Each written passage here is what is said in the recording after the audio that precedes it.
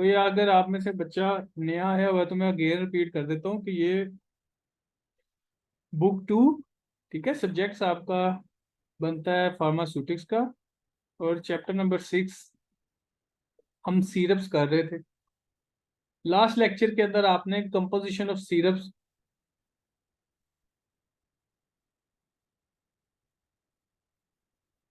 ये components of syrups, ये कर लिया था। ठीक है जी। तो आज आप लोगों ने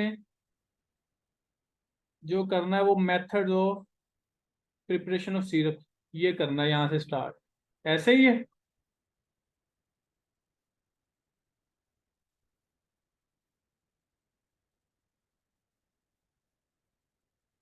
method of preparation of syrups. Method of preparation of syrup के यहाँ पे सिर्फ आपके पास नेम दिए गए हैं कि कितने मेथड हैं, तो 4 मेथड हैं, बस ये नाम ही याद करने हैं आपने।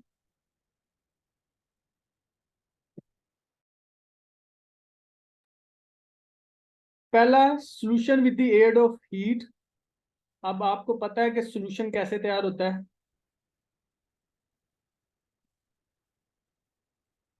आपको जब सॉल्वेंट के अंदर सल्यूट को ऐड करो तब सॉल्यूशन तैयार होता है। ठीक है। तो सॉल्यूशन बनाने के लिए सॉल्वेंट में, अगर आप सॉल्वेंट को डिसॉल्व कर रहे हो, तो पहला तरीका तो यह है कि हीट, यानी आप सॉल्वेंट को गर्म करो और जिस भी सोल्यूट को ऐड करोगे तो वो सॉल्यूशन तैयार हो जाएगा। जिसकी एग्जांपल है कि आपने पानी लिया, उसमें अगर पानी को गर्म करोगे तो उसमें चीनी जो सी है वो जल्दी हल हो जाएगी।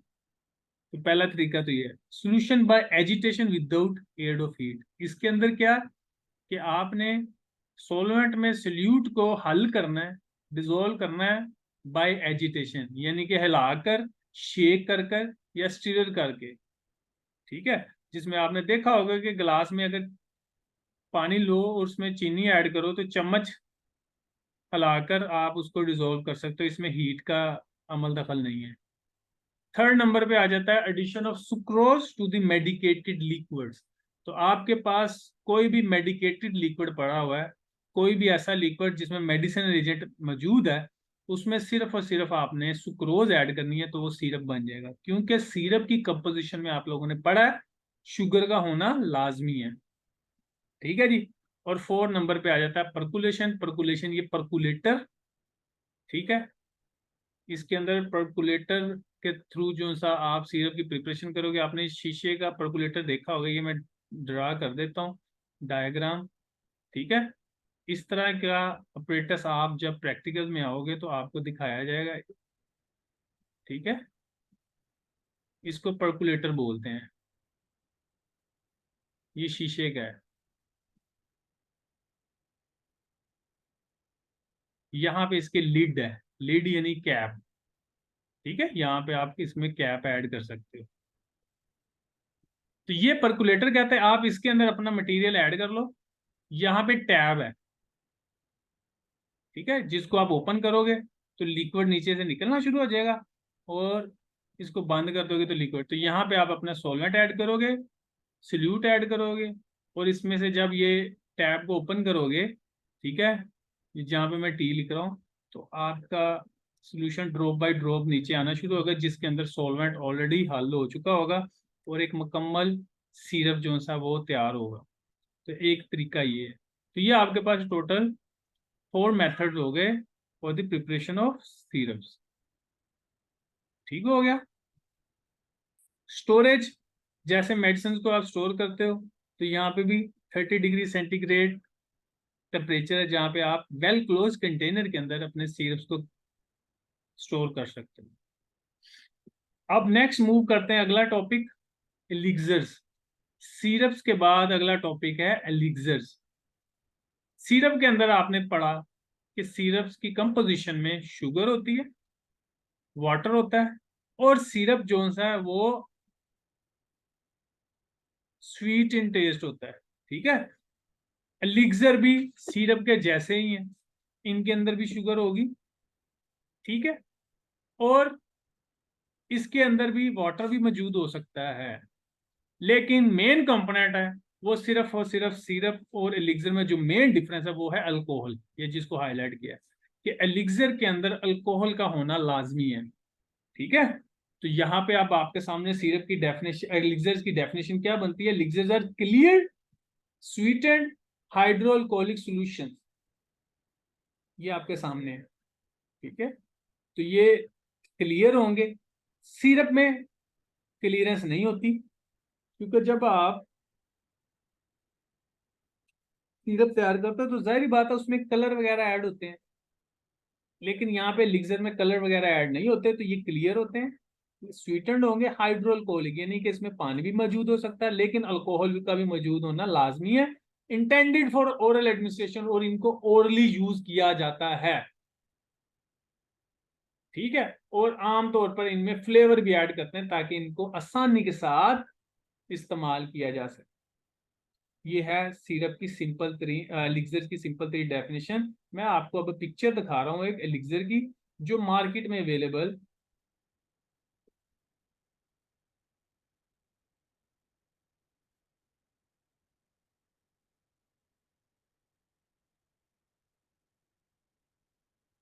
इससे आपको आइडिया हो जाएगा कि आम रूटीन के अंदर ये आप लोगों ने देखा हुआ है। ठीक है, लेकिन हम इसको एज अ सिरप ही देख रहे होते हैं। तो ये देखें, इसके ऊपर कितना क्लियर लिखा हुआ है, ये मैं अभी आपको शो करवा रहा हूँ। ये ले, ठीक है, ये अब आपको पिक्चर शो हो रही है। तो ये कोफकोल्स एलिक्सर के नाम से एबर्ट कंपनी का ये यूज होता है। ठीक है, इसके अंदर ये बेसिकली कफ वगैरह के लिए यूज होता है। तो ये मार्केट में इजीली अवेलेबल है, लेकिन हम लोग इस पे पहचान नहीं करते इसके ऊपर कितना क्लियरली लिखा हुआ है एलिक्सर। ठीक है, तो मार्केट में ये एलिक्सर मौजूद होते हैं और जिनको हम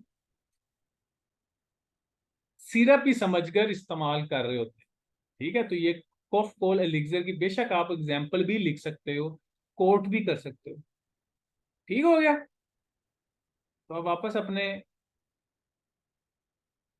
टॉपिक की तरफ आ जाते हैं। तो ये एलिक्सर की अब आपको डेफिनेशन समझ आ गई, और मैंने आपको पिक्चर से दिखा दिया ताकि आपको आइडिया हो जाए कि ये कोई नई, कोई डिफरेंट, कोई अनोखी चीज नहीं है एलिक्सर। ये मार्केट में अवेलेबल है, ज्यादातर कफ के लिए इस्तेमाल होते हैं। बीपीसी के मुताबिक डेफिनेशन क्या है? अच्छा, इन दोनों में से कोई जो डेफिनेशन आपको आसान लगे वो आपने कर लेनी है। अगर आपको दूसरी जो अभी मैं पढ़ने लगा हूँ ये आसान लगती है, तो आपने मेंशन जरूर करना है कि ये डेफिनेशन किसके अकॉर्डिंग बताई जा रही है। तो BPC stand for British pharmaceutical codex. इसके मुताबिक एलिक्सर की डेफिनेशन क्या है कि ये यूजुअली स्वीट होते हैं, अरोमेटिक प्रिपरेशन होते हैं, अरोमेटिक यानी कि खुशबूदार प्रिपरेशन होते हैं, फ्रिक्वेंटली कंटेनिंग अल्कोहल, जिनमें अल्कोहल तो लाजमी चीज है, तो frequently containing alcohol and required delusion before use. क्योंकि अल्कोहल जो सी होती है, अगर आपके एलिक्सर में अल्कोहल मौजूद है तो आप सिरप की तरह इसको चम्मच पर डाल के नहीं पी सकते, क्योंकि अल्कोहल बाज दफा, जो लोग पहली दफा अल्कोहल उनकी बॉडी में जा रही है, तो अल्कोहल का कोई नेगेटिव इम्पैक्ट ना आए, इसलिए वो डिल्यूट करते हैं पहले इसको। ठीक है, डिल्यूट करने के बाद एलिक्सर को पिया जाता है। अच्छा, अब ये आपके सामने एलिक्सर हो गया। ठीक है, नीचे ये जो पैराग्राफ मैंने हाईलाइट किया, ये कंपोजिशन आ जाती है एलिक्सर की। तो एलिक्सर की कंपोजिशन में अल्कोहल है, तो अल्कोहल आपको पता है एथेनॉल की शक्ल में मौजूद होती है, तो एथेनॉल लिखा हुआ है यहाँ पे। इसके अलावा वाटर मौजूद है। ठीक है, तो वाटर में लिखा गया। बाकी ग्लिसरीन, सोर्बिटोल, प्रोपाइलिन ग्लाइकोल, ये आपको पता है ये सुक्रोज या शुगर सब्स्टिट्यूट्स हैं। अगर सुक्रोज नहीं मिल रही तो आप ये ऐड कर सकते हो। Flavouring agent, sugar and preservatives, ये सब कुछ आप एलिक्सर की कंपोजिशन में लिख सकते हो और ये मौजूद होते हैं। ठीक है, तो ये आपका एलिक्सर की डेफिनेशन होगी और इसकी कंपोजिशन होगी। अब सेम जैसे आपने सिरप्स की टाइप्स की थी, यहाँ पे भी टाइप्स ऑफ एलिक्सर्स बयान किया जाएगा। ठीक है, तो सेम एलिक्सर की भी दो टाइप्स हैं, लेकिन सिरप्स की आपने तीन टाइप्स पढ़ी थी। ठीक है, सिंपल, मेडिकेटेड, नॉन मेडिकेटेड, लेकिन मेन तो मेडिकेटेड और नॉन मेडिकेटेड कहलाता है ना। तो यहाँ पे मेडिकेटेड और नॉन मेडिकेटेड दो टाइप्स हैं एलिक्सर्स की। तो ये बात अब जेन में अपने रख लो कि जो नॉन मेडिकेटेड, आगे जितने भी डोजेज फॉर्म पड़ेंगे, नॉन मेडिकेटेड का काम सिर्फ और सिर्फ नंबर 1 एज अ व्हीकल के तौर पर यूज करते हैं, ठीक है, और नंबर 2 डेल्यूजन के लिए इस्तेमाल करते हैं, डेल्यूट करने के लिए। व्हीकल कहते हैं जिसके अंदर आप अपने मेडिसिनल एजेंट को डालोगे और पेशेंट को पिला दोगे, इसको कहते हैं व्हीकल। डिल्यूट का मतलब क्या होता है कि आपका कोई मेडिसिन है उसको आप डिल्यूट करना चाह रहे हो, वो गाढ़ा है या उसकी स्ट्रेंथ ज्यादा है तो आप उसकी स्ट्रेंथ कम करना चाह रहे हो, तो आप उसमें नॉन मेडिकेटेड ऐड कर दो तो वो डिल्यूट हो जाएगा। तो ये दो काम आपने याद रख लेने हैं। तो जब भी कोई भी नॉन मेडिकेटेड प्रोडक्ट के बारे में पूछा जाएगा तो आपने यही दो मेन यूजेज बता देने हैं। तो नॉन मेडिकेटेड नाम से जाहिर है कि इसमें मेडिसिनल एजेंट मौजूद नहीं होगा। एलिक्सर हैव नो मेडिकामेंट, कोई मेडिकामेंट, मेडिसिनल एजेंट को मेडिकामेंट भी कहते हैं, तो इसमें मेडिकामेंट नहीं है। जब इसमें मेडिसिनल एजेंट नहीं है तो फिर इसको किस मकसद के लिए इस्तेमाल करते हैं? वो नंबर 1 आ गया जी, फ्लेवर के लिए। ठीक हो गया, यानी कि अल्कोहलिक फ्लेवर वगैरह चाहिए हो तो उसके लिए इस्तेमाल करते हैं। पाकिस्तान के अंदर नहीं ये यूज, ठीक है। तो लेकिन ये इसका बेसिकली यूज तो लिखा हुआ है ना, तो हमने ये याद तो करना है। व्हीकल फॉर मेडिकामेंट, जो मैंने आपको पहले बताया है कि मार्केट के अंदर अगर आपको सिंपल सिरप या नॉन मेडिकेटेड एलिक्सर मौजूद है, ठीक है, तो इसमें आपने सिर्फ मेडिसिनल एजेंट ऐड करना है और वो आपका मेडिकेटेड बन जाएगा। और थर्ड नंबर पे आ जाता है डिल्यूटिंग एजेंट। तो डिल्यूटिंग एजेंट डिल्यूजन के लिए इस्तेमाल होते हैं। ये तीनों जब लाइनें कर लोगे आप तो इसकी बाद में एग्जांपल आपने बता देनी है कि नॉन मेडिकेटेड एलिक्सर कौन कौन से हैं। Aromatic elixir, orange spirit elixir, ठीक है जी। तो ये नॉन मेडिकेटेड एलिक्सर हो गया। सेकंड नंबर पे मेडिकेटेड एलिक्सर्स, नाम से जाहिर है कि इसके अंदर मेडिसिनल एजेंट मौजूद होंगे। और मेडिसिनल एजेंट का मकसद क्या होता है? मेडिसिनल एजेंट का मकसद होता है थेराप्यूटिक इफेक्ट लेकर आना। ये थेराप्यूटिक इफेक्ट, थेराप्यूटिक इफेक्ट का क्या मतलब होता है कि जब भी हम मेडिसिन को किसी पेशेंट पे यूज करो या किसी बीमारी के लिए यूज करो तो तब जो वर्ड इस्तेमाल होता है उसको थेराप्यूटिक बोलते हैं। तो इसलिए medicated elixir are use for therapeutic effect of the medicinal substance they contain. तो इनमें जो मेडिसिनल सब्सटेंस मौजूद होता है उनके थेरेप्यूटिक इफेक्ट के लिए हम मेडिकेटेड एलिक्सर को यूज करते हैं, ठीक है। बाकी एलिक्सर की डेफिनेशन, मेडिकेटेड एलिक्सर की definition, medicinal agent are incorporated into hydroalcoholic vehicles. सिर्फ और सिर्फ मेडिकेटेड सब्सटेंस को आप ऐड कर लो हाइड्रोअल्कोहलिक व्हीकल के अंदर जिसमें शुगर भी मौजूद है तो आपका मेडिकेटेड एलिक्सर हो जाएगा। ठीक हो गया। तो उसके बाद medicated elixir single therapeutic agent भी मौजूद हो सकता है और इसमें मल्टीपल भी हो सकता है, मतलब एक साथ भी मौजूद हो सकता है, एक से ज्यादा भी हो सकते हैं। They usually contain very potent drugs such as antibiotic, anti histaminic and sedative. Potent drugs, ऐसी मेडिसिन या ऐसी ड्रग जो थोड़ी सी मिकदार में बहुत ज्यादा रिजल्ट दे उनको पोटेंट्स बोलते हैं, ठीक है। जैसे कि आपने देखा होगा एंटी एलर्जिक छोटी छोटी सी टैबलेट्स होती हैं, ठीक है, तो उनको पोटेंट कहा गया है, ठीक है। तो एक सेकंड जरा होल्ड कीजिएगा।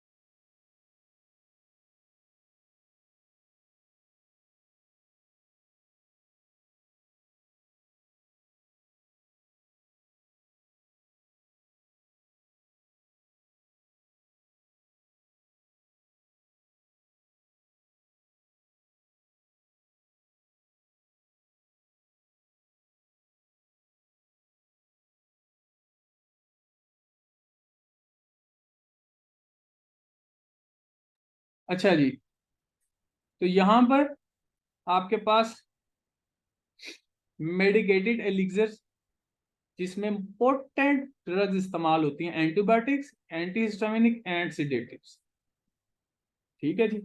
बाकी ये जो पैराग्राफ है इसको सिर्फ आपने पढ़ना है, ये आपके याद करने के लिए नहीं है। इस पैराग्राफ के अंदर सिंपली एक पॉइंट को समझाया गया है, वो ये कि अगर एलिक्सर के अंदर एक से ज्यादा मेडिसिनल एजेंट हो, ठीक है, और एक लिक्सर जिसमें सिर्फ एक मेडिसिनल एजेंट हो, तो बेहतर यही है कि एक मेडिसिनल एजेंट वाला यूज किया जाए, क्योंकि एक से ज्यादा मेडिसिनल एजेंट जिस लिक्सर में मौजूद होते हैं उसकी डोज को कंट्रोल करना बहुत मुश्किल होता है। मसलन अगर एक लिक्सर में A B C 3 medicinal agent मौजूद हैं, जिसमें से A 2 मिलीग्राम, B 1 मिलीग्राम और C 3 मिलीग्राम है, तो डॉक्टर आपको कहता है कि जी आपने A 1 मिलीग्राम लेना है, तो आप तो नहीं कम कर सकते। समझ आइए। तो इसलिए जो लिक्सर जिसमें सिर्फ और सिर्फ सिंगल मेडिकेटेड एजेंट मौजूद हो, सिर्फ हम उसको ही प्रेफर करते हैं। तो ये आपका एलिक्सर की डेफिनेशन और टाइप्स ऑफ एलिक्सर हो गया। अब यहाँ पे किसी का कोई क्वेश्चन है तो वो बताओ।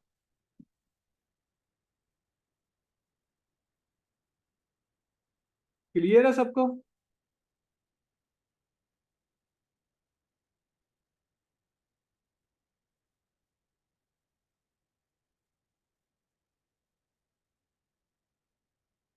ठीक है, इसका मतलब फिर नेक्स्ट अपना दूसरा सब्जेक्ट की तरफ चलते हैं, फार्माकोग्नोसी की तरफ।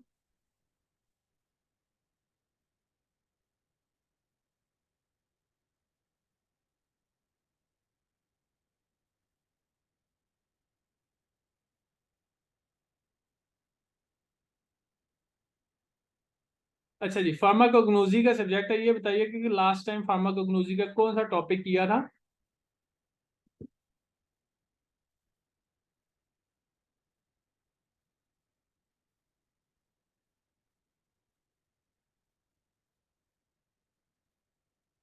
इसका मुझे आइडिया नहीं है, ये आप हेड ऑफिस वालों को कॉल करके ना उनसे पूछ सकते हैं, ठीक है। कार्बोहाइड्रेट करना है, ठीक हो गया, थैंक यू।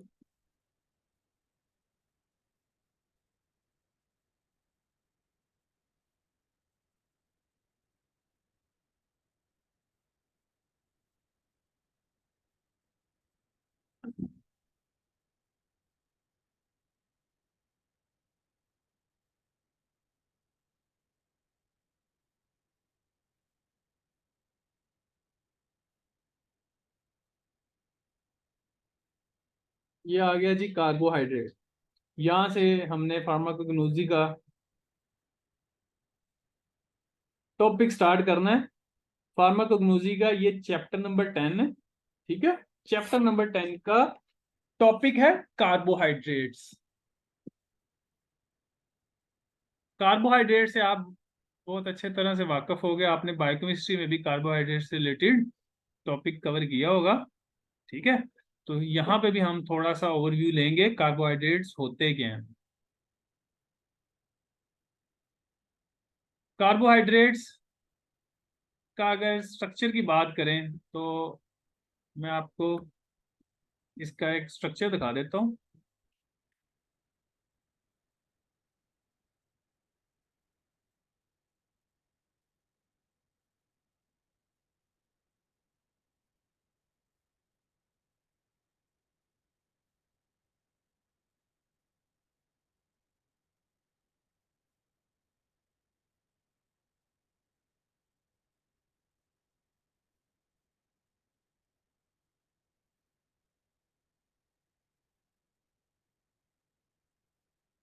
अच्छा जी, ये मैं आपको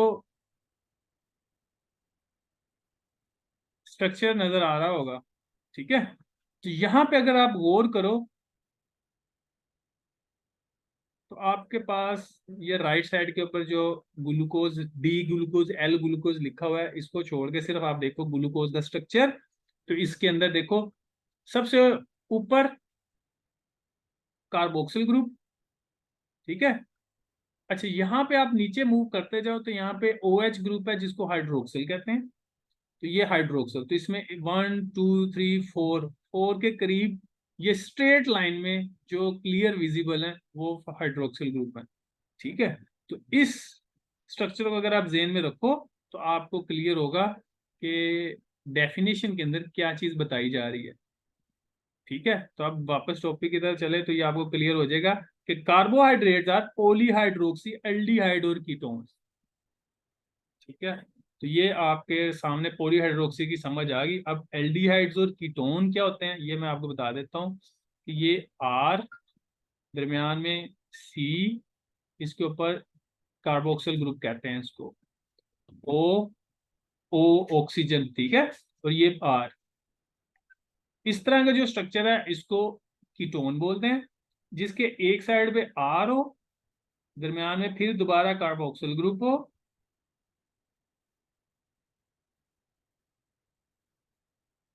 और दूसरी साइड पे सिर्फ H हो, H, इसको एल्डिहाइड बोलते हैं। ठीक है, तो अभी आपने पीछे जो ग्लूकोज का स्ट्रक्चर पढ़ा देखा, उसके अंदर आप देख रहे हो कि जो कार्बोक्सिल ग्रुप है उसकी एक साइड के ऊपर H है और दूसरी साइड के ऊपर लंबी सी चेन है। ये R का मतलब होता है CH3, आप CH3 भी कह सकते हो, C2H5 यानी मीथेन, इथेन, प्रोपेन, ब्यूटेन, ये आप लोगों ने पढ़ा होगा। तो ये R बेसिकली ये सब अल्काइल ग्रुप्स कहलाते हैं। तो ये अगर दोनों साइड्स के ऊपर मिथाइल ग्रुप लगा दो तो कीटोन कहलाएगा, अगर एक साइड पे हाइड्रोजन हो और दूसरी साइड पे मिथाइल ग्रुप हो तो उसको एल्डिहाइड बोला जाता है। तो अभी जो आपने ग्लूकोज का स्ट्रक्चर देखा उसमें आपने एक साइड पे H देखा और दूसरे साइड पे लंबी सी एक चेन देखी, तो जिसको एल्डिहाइड कहते हैं। तो यहाँ पे अब आपको डेफिनेशन समझ आ जानी चाहिए कि कार्बोहाइड्रेट्स क्या होते हैं। Basically carbohydrates are polyhydroxy aldehydes और कीटोन्स, ठीक है, with at least 3 carbon atoms. These compounds are produced by photosynthetic plants and contain only carbon, hydrogen और oxygen. इसमें 3 ये एटम्स मौजूद हैं, carbon, hydrogen and oxygen, and usually in the ratio of 1:1, 1:1 की ratio में ये मौजूद होते हैं। ठीक हो गया, ये आपकी डेफिनेशन होगी कार्बोहाइड्रेट्स की। एग्जाम्पल है ग्लूकोज, सुक्रोज, स्टार्च, ये जितने भी कार्बोहाइड्रेट के सोर्सेज हैं वो प्लांट ही हैं। ठीक है, प्लांट से ही कार्बोहाइड्रेट हासिल किए जाते हैं। सोर्सेज का जिक्र, तो सोर्सेज आपके सामने दिखाए हुए हैं, they are widely distributed in plants. Classification की बात करेंगे तो क्लासिफिकेशन में मोनोसेक्राइड्स, ओलिगोसेक्राइड्स और पॉलीसेक्राइड्स। मोनोसेक्राइड्स को सिंपल शुगर भी कहते हैं, यानी कि बेसिक शुगर। ठीक है, तो मोनोसेक्राइड, मोनो का मतलब होता है एक, तो ये monosaccharide, these are the simple sugar content can not be hydrolysed, जिनको मजीद हाइड्रोलाइज नहीं किया जा सकता। समझ आई है? जैसे कि काउंटिंग, गिनती में नंबर 1 होता है ना, नंबर 1 को मजीद आप तकसीम नहीं कर सकते, लेकिन नंबर 2 को 2 1 1 में तकसीम कर सकते हो, नंबर 3 को 3 1 1 में डिवाइड कर सकते हो। समझ आई है? तो इसी बेस के ऊपर ये पहला मोनोसेक्राइड, जो कि मजीद हाइड्रोलाइज नहीं होता, जिसको मजीद डिवाइड नहीं कर सकते, इनको मोनोहाइड्रेट्स कहते हैं। जिसकी एग्जांपल में आ जाता है जी ग्लूकोज, फ्रुक्टोज, पेंटोज। ये आपके सामने 3 एग्जांपल हैं।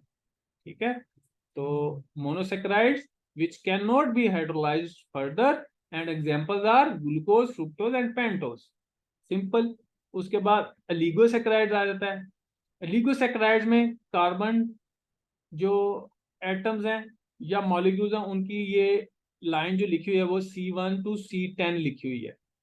ठीक है, तो यानी कहने का मकसद, 2 या 2 से ज्यादा मोनोसेक्राइड जुड़ के ओलिगोसेक्राइड बनाते हैं, लेकिन कार्बन की जो रेंज है वो 1 से 10 तक होनी चाहिए, इससे ज्यादा नहीं।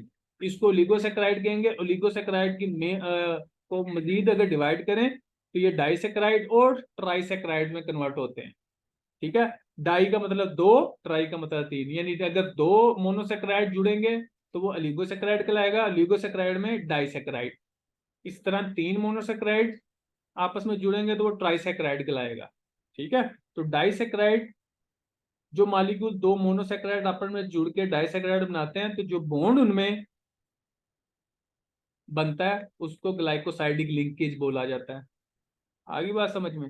इसी तरह आपके पास एग्जांपल आ जाएंगी सुक्रोज की। ठीक है, सुक्रोज किसका कंपोजिशन कॉम्बिनेशन है? ग्लूकोज का और फ्रुक्टोज का, इसलिए सुक्रोज को डाइसेक्राइड भी बोला जाता है। ठीक है, आखिर पे पॉलीसेक्राइड, पॉली का मतलब होता है बहुत ज्यादा, इसमें बहुत ज्यादा मोनोसेक्राइड आपस में जुड़ के एक लंबी सी चेन बना देते हैं, जिसको पॉलीसेक्राइड्स कहते हैं। ठीक है, और ये बहुत कम्प्लेक्स स्ट्रक्चर होता है। ठीक है। और ये these are called non sugar, और ये नॉन शुगर होते हैं, यानी इनका टेस्ट भी मीठा नहीं होता।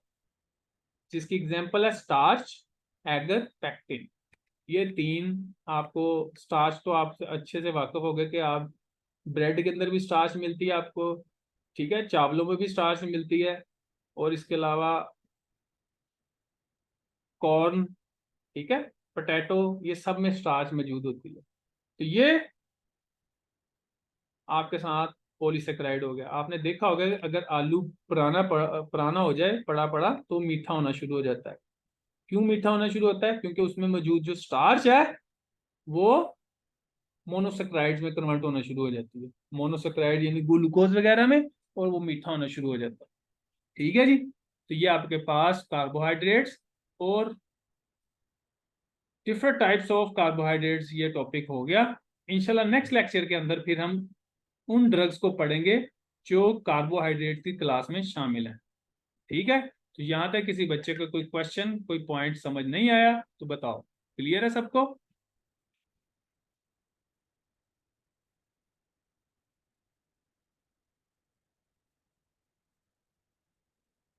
ठीक है जी। नेक्स्ट लेक्चर सर का थोड़ी देर तक होगा। अल्लाह हाफिज।